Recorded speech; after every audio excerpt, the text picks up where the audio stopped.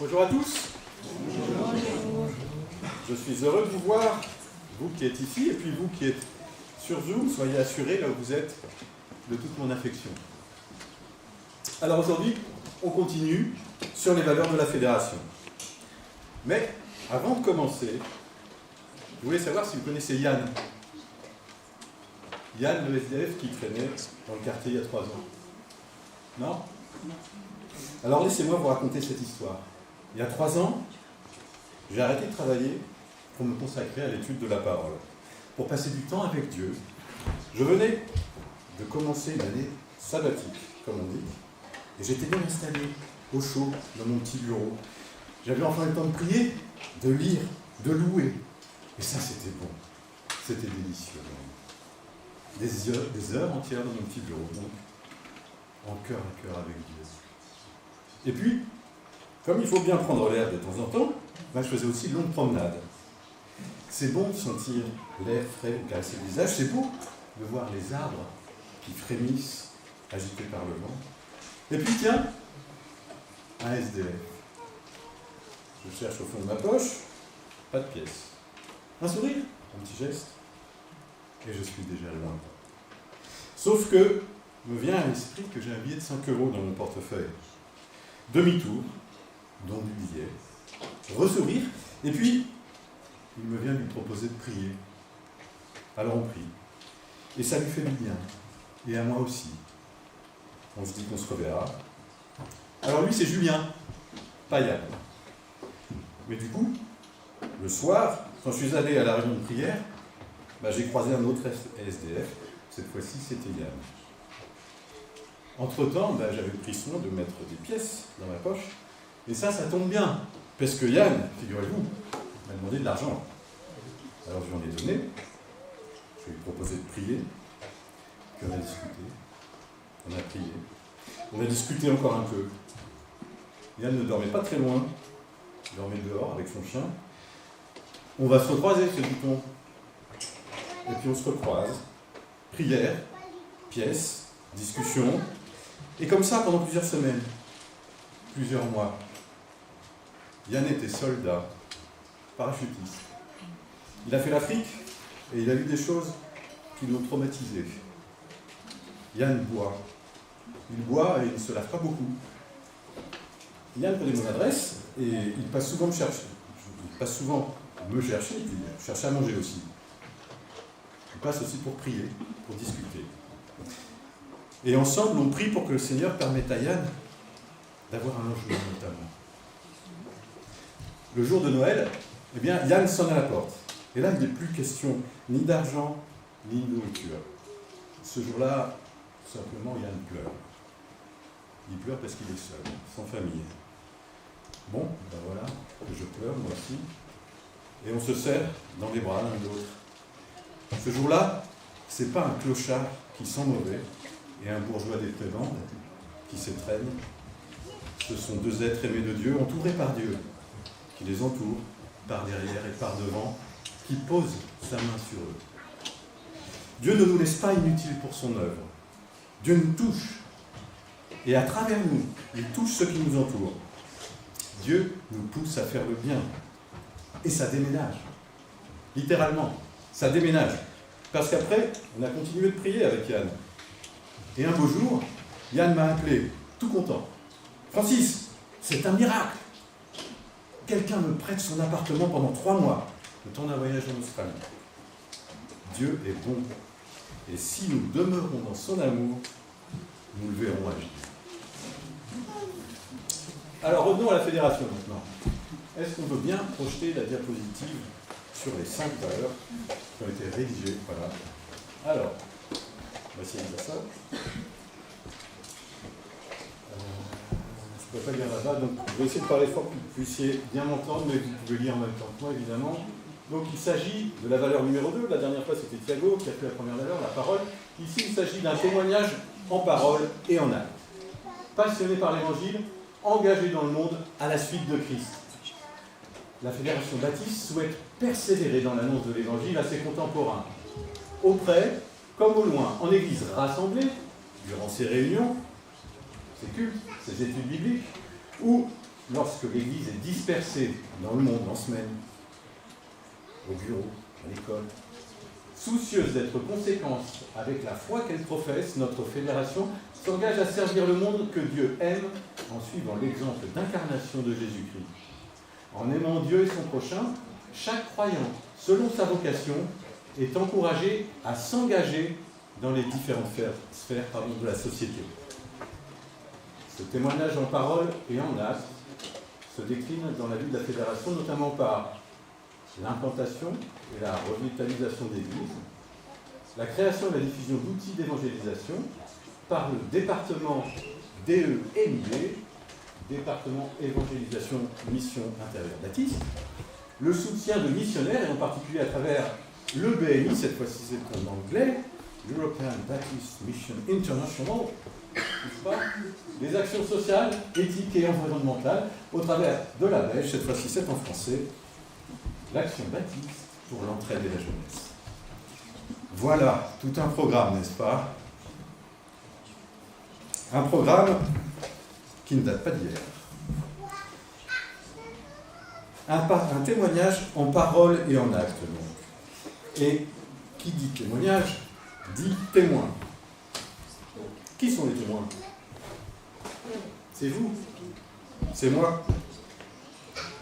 Plus précisément, c'est nous qui avons connu Christ. Nous qui avons la vie éternelle. Car la vie éternelle, ça consiste à connaître le Dieu unique et véritable et celui qui l'a envoyé, Jésus-Christ.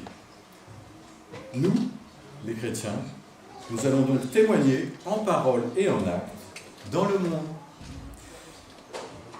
Nous ne sommes pas du monde, mais nous sommes dans le monde. Et chacun d'entre nous, en tant que témoin, a un rôle à jouer pour annoncer la bonne nouvelle de Jésus-Christ. Alors ce matin, nous sommes nombreux. Et si tu n'as pas encore connu Jésus, reste avec nous. Justement, tu dois recevoir ce message. Maintenant, par la parole vivante de Dieu, et puis ensuite à la sortie, en discutant avec les frères et sœurs, en allant déjeuner, avec nous, en nous côtoyant. Prions. Père Céleste, merci de ce moment que nous pouvons passer ensemble à l'écoute de ta parole. Je te demande d'illuminer les yeux de notre cœur afin que nous puissions recevoir cette parole et qu'elle agisse en nous, qu'elle nous transforme, que nous ressortions de cette salle prêts à témoigner. Dans le nom de Jésus. Amen. Alors nous lisons ce matin dans Jean, au chapitre 15. J'ai choisi, pour une fois, la version Summer.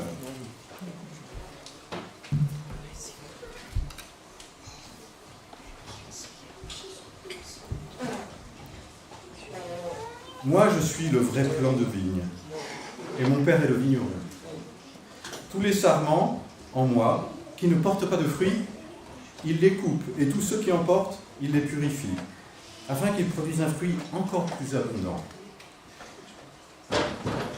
Vous aussi, vous avez déjà été purifiés grâce à la parole que je vous ai enseignée. Demeurez en moi, et moi je demeurerai en vous. Un sarment ne saurait porter du fruit tout seul, sans demeurer attaché au cep. Il en va de même pour vous. Si vous ne demeurez pas en moi, vous ne pouvez porter aucun fruit. Je suis le cep de la vigne, vous êtes les sarments.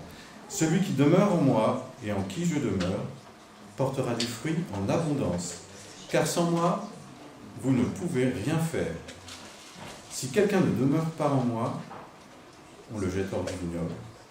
Comme les sarments coupés, ils se dessèchent, puis on les ramasse, on y met le feu, et ils brûlent. Mais si vous demeurez en moi, et que mes paroles demeurent en vous, demandez ce que vous voudrez, vous l'obtiendrez. Si vous produisez du fruit en abondance, et que vous prouvez ainsi que vous êtes vraiment mes disciples, mon Père sera glorifié aux yeux de tous. Comme le Père m'a toujours aimé, moi aussi je vous ai aimé. Maintenez-vous donc dans mon amour. Si vous obéissez à mes commandements, vous demeurerez dans mon amour. Tout comme moi-même, j'ai obéi au commandement de mon Père, et je demeure dans son amour. Tout cela, je vous le dis pour que la joie qui est la mienne vous remplisse, vous aussi, et qu'ainsi votre joie soit complète. Voici quel est mon commandement. aimez-vous les uns les autres comme moi-même, je vous ai aimé. Il n'y a pas de plus grand amour que de donner sa vie pour ses amis. Vous êtes mes amis si vous faites ce que je vous commande. Je ne vous appelle plus serviteur, parce qu'un serviteur n'est pas mis au courant des affaires de son maître. Je vous appelle mes amis, parce que je vous ai fait part de tout ce que j'ai appris de mon Père. Ce n'est pas vous qui m'avez choisi. Non, c'est moi qui vous ai choisi. Je vous ai donné mission d'aller porter du fruit. Du fruit qui soit durable. Alors le Père vous accordera tout ce que vous lui demanderez en mon nom. Voici donc ce que je vous commande, aimez-vous les uns les autres. Jusqu'ici notre lecture.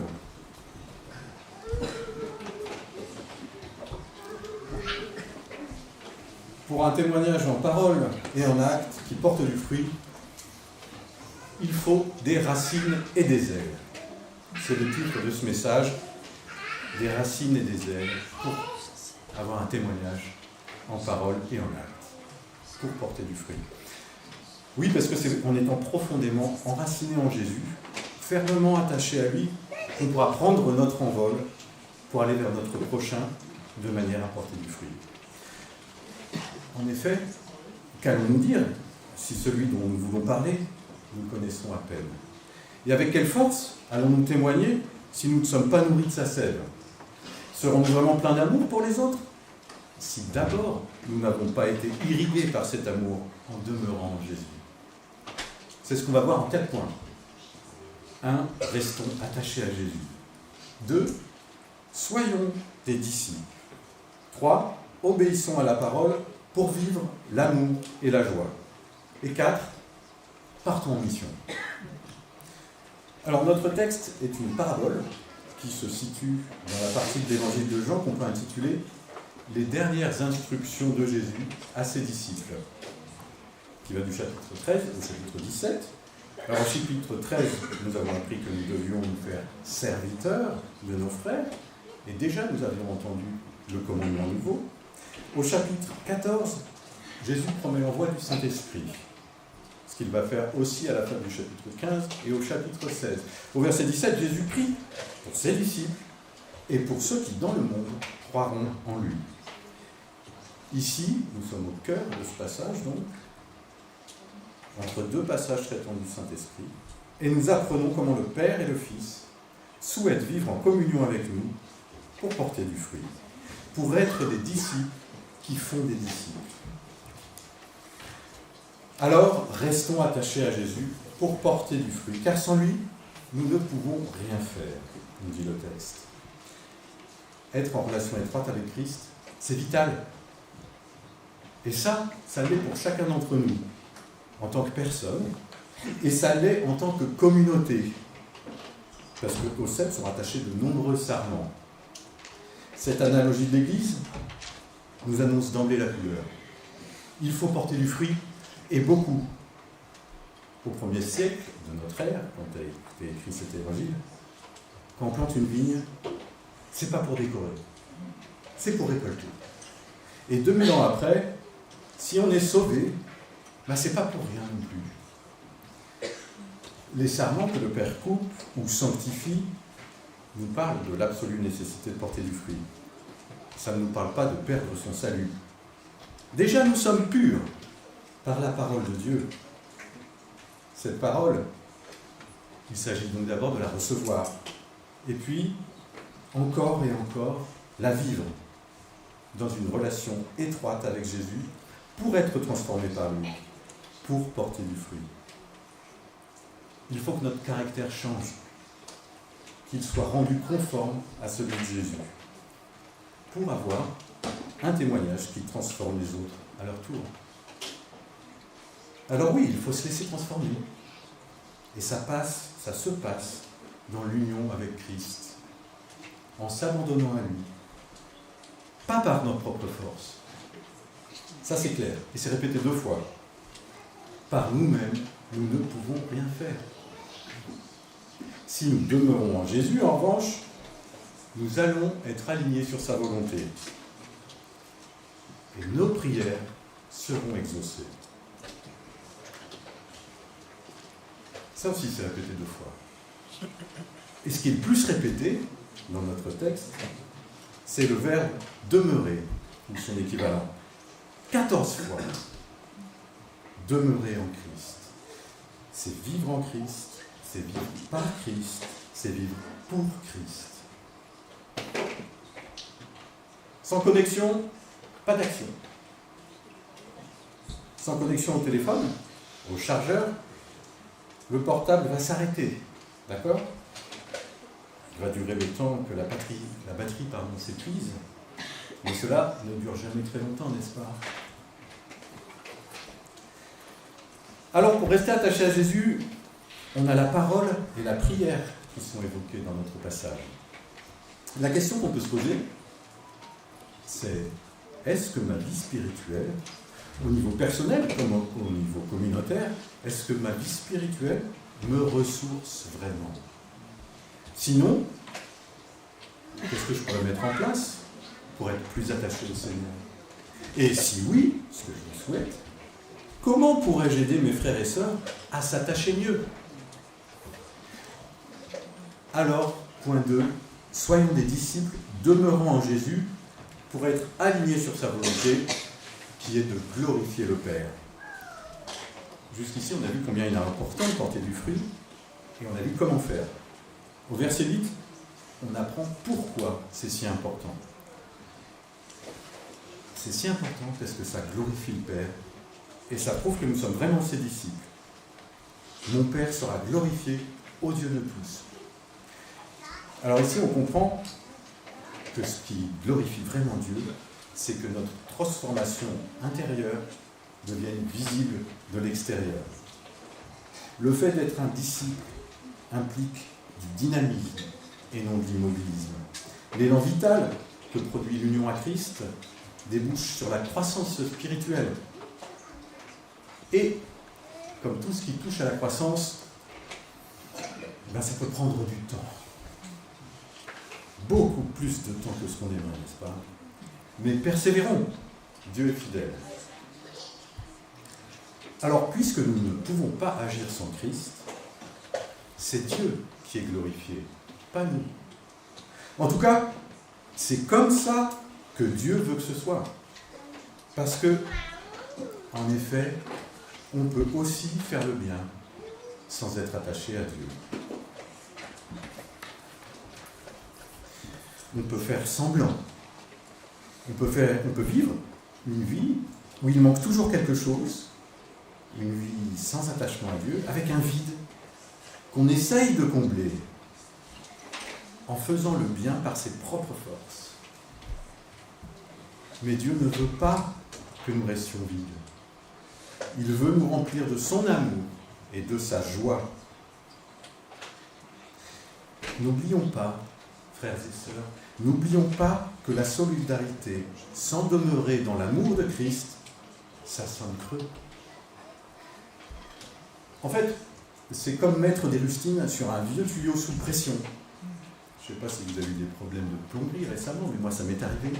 Et un tuyau sous pression auquel on essaye de mettre des rustines, à chaque fois qu'on bouche un trou, ça fuit ailleurs. Alors comment faire ? Obéissons, c'est notre 3e point, obéissons à la parole pour vivre l'amour et la joie, car nous sommes amis de Jésus. L'amour de Dieu, justement, est au cœur de notre texte. Verset 9 et suivant, Dieu nous aime. Il aime son Fils, le Fils nous aime, et il nous invite à le rejoindre dans son amour. Et c'est là, au verset 10, qu'on apprend que pour demeurer de son amour, qu'est-ce qu'il faut faire ? Obéir à ses commandements, exactement. Comme Jésus lui-même a obéi à son Père. Il n'y a pas d'amour, il n'y a que des preuves d'amour, disait le poète. Pierre Reverdy, en l'occurrence. Et gageons qu'il avait lu l'évangile de Jean. Car en effet, l'être humain, pour démontrer son amour à Dieu, comme aux hommes d'ailleurs, n'a pas beaucoup d'autres manières que de lui obéir. Et les parents dans la salle comprendront cela facilement. Alors, Jacques nous rappelle aussi que la foi sans les œuvres est morte en elle-même. Vous croyez ? Il faut que ça se voie. Cet amour dans l'obéissance produit en nous un résultat visible, justement. Un résultat visible autour de nous, la joie. Et pas n'importe laquelle. Une joie complète, nous dit Jésus. Qu'est-ce que c'est une joie complète ? Complète, nous dit Jésus, justement, c'est sa joie à lui qu'il nous donne. Elle est indépendante des circonstances de la vie. C'est la joie du service. Alors cette obéissance dans l'amour, cette obéissance possible par l'amour de Dieu, pour l'amour de Dieu, nous entraîne assez loin. Aimez-vous les uns les autres comme je vous ai aimé. D'accord ? Mais ça va plus loin. Il n'y a pas de plus grand amour que de donner sa vie pour ses amis. Là, ça va plus loin. L'amour entraîne l'obéissance à la parole, qui entraîne la joie, et cela passe par le don de soi jusqu'au sacrifice ultime, s'il le faut. L'amour dont il est question ici a une dimension sacrificielle. Celle du sacrifice de Jésus, évidemment, en premier lieu. Mais peut-être pas que. En fait, quand j'avais 18 ans, moi je suis allé en prépa Saint-Cyr, prépa militaire, pour le concours de l'école spéciale militaire de Saint-Cyr, pour être officier. À l'époque, je croyais être chrétien. Je ne suis pas issu d'une famille de militaires, et je n'avais pas tout à fait compris en quoi consistait la vocation d'officier. Essentiellement, il s'agit de servir. Servir jusqu'à la mort, s'il le faut, pour protéger ses amis. Je ne suis pas resté. Je n'étais pas assez attaché à Christ pour envisager un tel sacrifice. Heureusement, Jésus, lui, l'a fait. Et à cause de son amour, de sa patience, j'ai pu répondre à son appel plus tard. Et maintenant, je suis son ami. Il est probable qu'ici, jamais personne n'ira sur un champ de bataille. Mais il y a beaucoup d'autres manières de faire des sacrifices. Et ça vaut le coup d'y réfléchir. Ça nous amène à notre dernier point. Partons en mission. Jésus nous a choisis pour être des disciples qui font des disciples. Alors, comme je disais, nous n'irons peut-être pas sur le champ de bataille militaire, mais puisque par amour, nous obéissons à Christ, et à cause de cela, nous sommes ses amis, et si nous sommes ses amis, et que nous sommes envoyés en mission, nous avons connaissance du plan d'action divin pour réaliser notre mission. Notre mission, c'est d'aller, de porter du fruit durable, parce que Jésus nous a choisis. Le plan, c'est donc le développement durable. Le développement durable spirituel, mais pas que. Dieu est un Dieu relationnel. C'est au cœur de notre texte. Il veut une relation forte avec nous. Et il nous envoie au contact de personnes qui ne sont pas des êtres éthérés, qui ne sont pas de purs esprits, mais des personnes en chair et en os, avec des histoires personnelles, avec une culture. Et notre mission en tant que disciples, c'est de faire des disciples, en annonçant la bonne nouvelle, mais pas que, en pratiquant le bien, en prenant soin des autres, en rentrant dans les bonnes œuvres préparées d'avance par Dieu, bonnes œuvres qui lui rendent gloire, justement.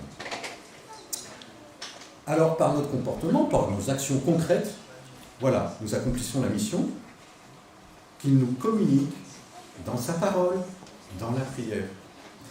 Rappelons-le, en tout cas c'est ce que Jésus fait, je ne fais que répéter, c'est lui qui nous a choisis. C'est lui qui sait ce qu'il veut que nous fassions, spécifiquement. Et c'est en étant en union avec lui que nous allons pouvoir voir se préciser la feuille de route. Alors en attendant, si ta mission n'est pas encore très claire à tes yeux, relis Michée 6:8.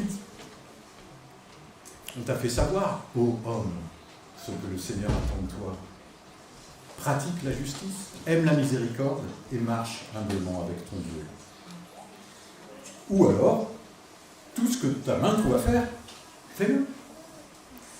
Parce qu'en effet, si on est fidèle dans les petites choses, Dieu nous en confiera plus grand. Alors, pour terminer, j'aimerais vous parler de Handel. Vendredi soir, je suis allé à l'opéra avec mon épouse pour un concert. Alors, c'était peut-être la 3e fois de ma vie que j'allais à l'opéra, et ça m'a beaucoup ému. Alors, c'est fait pour, vous me direz, la profondeur de la contrebasse et du violoncelle, en harmonie avec les violons, montant dans les aigus, la pureté cristalline du clavecin et la voix incroyable du chanteur lyrique. Tout est fait pour être pris au tripes. On entend quelque chose d'émouvant. Cet ensemble vivant communiquait quelque chose de très touchant par la musique.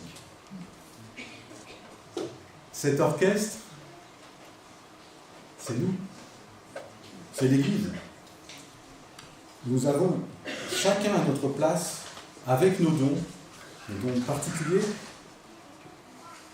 nous avons notre place. Et nous devons nous accorder. Il y a entre nous, un amour qui circule par les regards, par les gestes. Et tout cela sous le regard bienveillant du chef d'orchestre. Nous vivons une joie complète et nous sommes placés au milieu du monde, comme cet orchestre est placé au centre de la salle. Placé au milieu du monde pour communiquer le message le plus émouvant qui ait jamais existé. Vers la fin du spectacle, le chanteur a pris la parole pour témoigner. Il nous a dit qu'il luttait contre la maladie mentale, que depuis tout petit, il avait du mal à trouver sa place, mais qu'il s'était enfin décidé à demander de l'aide. La personne qui l'aide lui fait beaucoup de bien. Et maintenant, nous a-t-il dit, il peut vraiment apprécier le fait de faire partie d'un orchestre, de pratiquer ses dons. Il a dit que ce n'était pas facile pour lui de donner ce témoignage. Mais il a dit aussi qu'il voulait le faire pour que, nous aussi, nous puissions aller trouver de l'aide, parce que ça changeait sa vie. Voilà ce qu'a dit cet homme. Ensuite, il a indiqué qu'il allait chanter son chant préféré, Lascia che pianga de Handel. Ça veut dire « permets que je pleure ». Jésus nous attire au Père par l'Esprit. Et il permet que nous posions notre tête contre sa poitrine pour que nous puissions sentir le cœur battant de son amour. Et là, je pleure. Je pleure à cause de mon péché, des larmes de repentance, et puis je pleure à cause des souffrances endurées par Christ qui me guérit par ses meurtrissures. Et en contemplant l'œuvre accomplie à la croix, les larmes qui coulent sur mes joues deviennent des larmes de joie. Il m'aime d'un amour éternel. Et puis, il sèche mes larmes et il me dit, va témoigner. Il t'aime d'un amour éternel, toi aussi. Et ce matin, il te dit, viens. Amen. Amen.